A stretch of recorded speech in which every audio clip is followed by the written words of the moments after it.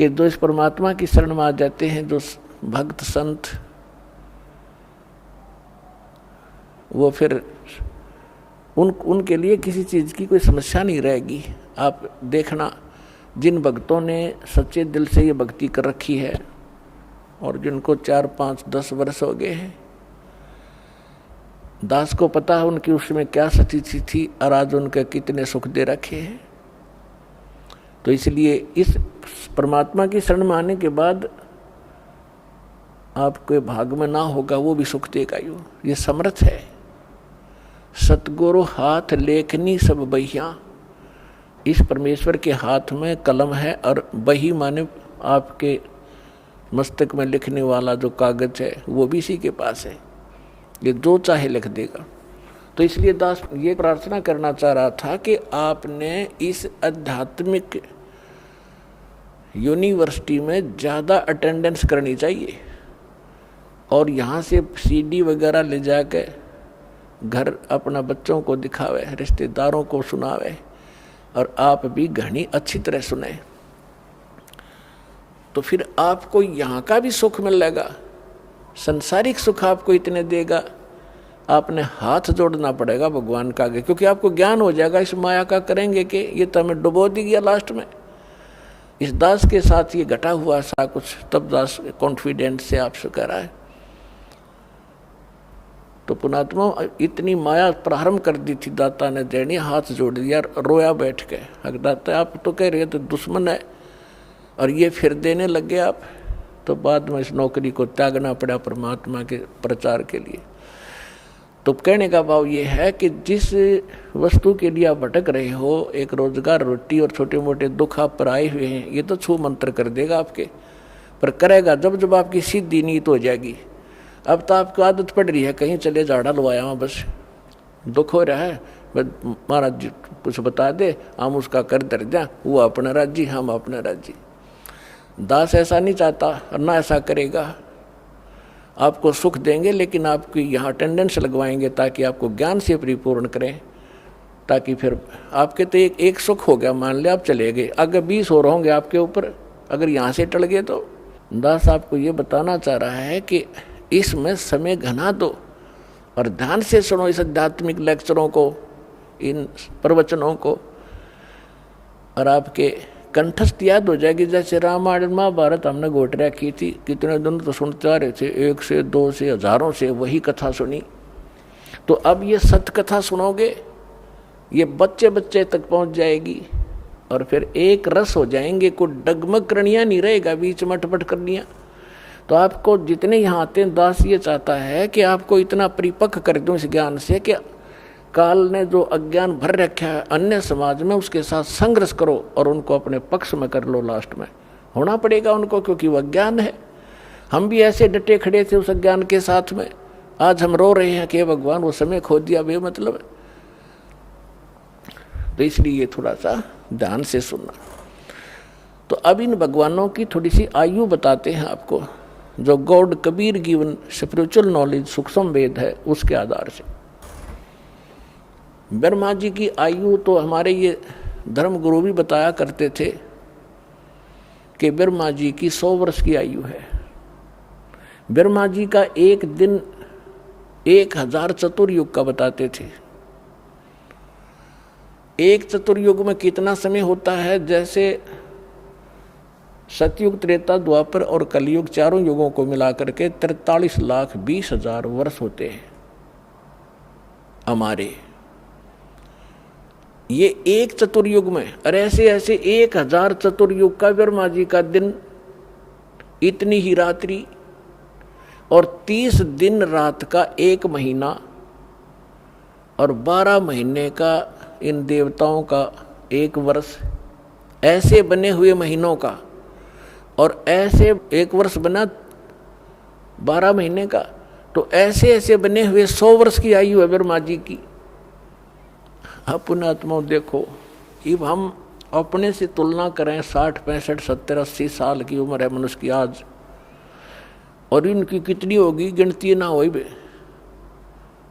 तो इसलिए इस प्रकार 100 वर्ष की आयु श्री ब्रह्मा जी की है।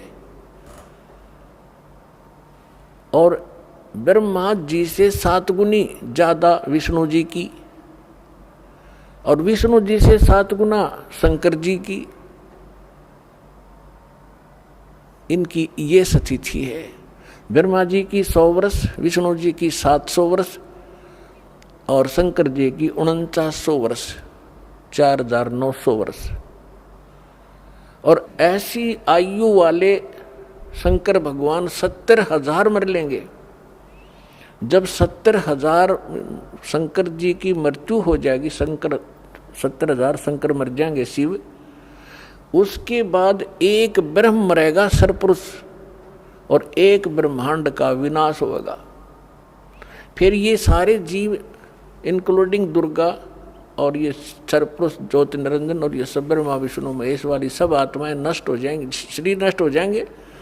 ये आत्माएं ऑटोमेटिकली दूसरे ब्रह्मांड में चली जाएंगी, और वहां फिर क्या है, ज्योति निरंजन का शरीर और दुर्गा का एकदम युवा बन जाते हैं, वहां जाती है। केवल इन दोनों की उत्पत्ति प्रथम होती है वहां ऑटोमेटिकली। जैसे आप देखते हो गेहूं के अंदर गेहूं कणक डाल रखी है, उसमें अपने आप सुरसी डोरे बन जाते हैं। तो उस जिस लोक में ये जाएंगे, जाते ही इनके ऐसे दोनों के युवा शरीर बन जाते हैं। फिर इनसे सभी आत्माएं जो दुर्गा के शरीर में प्रवेश कर जाती हैं, वो दोबारा फिर इसी तरह वहाँ इनका जन्म प्रारंभ होता है। फिर दूसरे ब्रह्मांड में सृष्टि शुरू होती है। तो जैसे 70,000 शंकर जी के मरने के उपरांत एक ब्रह्म की मृत्यु हुई, सरपुरुष की मृत्यु हुई, तो ये एक युग हो गया। एक युग किसका? अक्षर पुरुष का। गीता अध्याय नंबर 15 के श्लोक 16 में 2 पुरुष हैं, सरपुरुष और अक्षर पुरुष। अब अक्षर पुरुष की आयु बताते हैं आपको।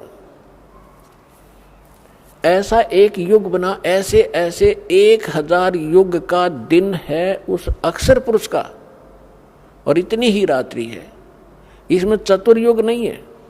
गीता अध्याय नंबर 8 के श्लोक नंबर 17 में ये हमारे अज्ञानी धर्मगुरु अनुवाद करते समय गलती किए हुए हैं।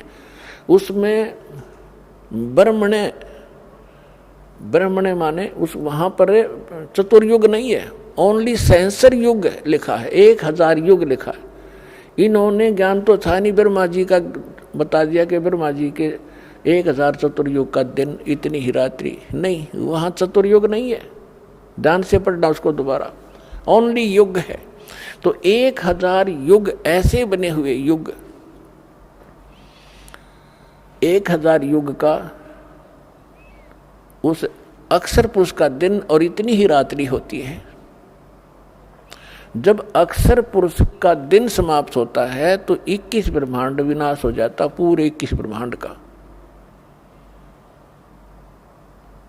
और ये सभी प्राणी उस अक्षर पुरुष के एक कोने में वहां रख दिए जाते हैं। उसके उपरांत फिर से ये 21 ब्रह्मांड का निर्माण होने लगता है।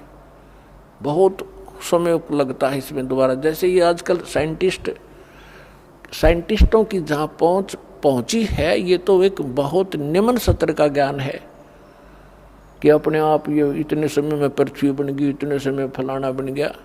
ये तो बहुत बाद की बातें हैं। और वो 1 सेकंड में बना दे, 1 सेकंड में, एक वचन में फिर से असंख्य ब्रह्मांड रच दे उस समर्थ परमात्मा। लेकिन उसने विधान बना के छोड़ दिया। इस पे साइंटिस्ट अपना अनुसंधान करते रहेंगे, इसी में मर जाएंगे। ये भगवान का दातम के निकट भी नहीं पहुंच सकते, बल्कि दूर कर रहे हैं जनता को। अब क्या होगा कि ऐसे 1000 युग का दिन, ऐसे 1000 युग की रात, ऐसे बने हुए 30 दिन रात का महीना अक्षर पुरुष का, और ऐसे 12 महीने का एक वर्ष, ऐसे बने हुए महीने, और फिर ऐसे बने हुए वर्ष के 100 वर्ष की आयु है अक्षर पुरुष की। अब लगाओ हिसाब। अब परमात्मा क्या कहते हैं? एती उम्र बुलंद मरेगा अंतरे, जिसकी आयु है मृत्यु भी होगी। सतगुरु लगे न कान न भेंटे वो संतरे। एती उम्र बुलंद मरेगा अंतरे, क्योंकि वो सतगुरु लगे न कान न भेंटे वो संतरे।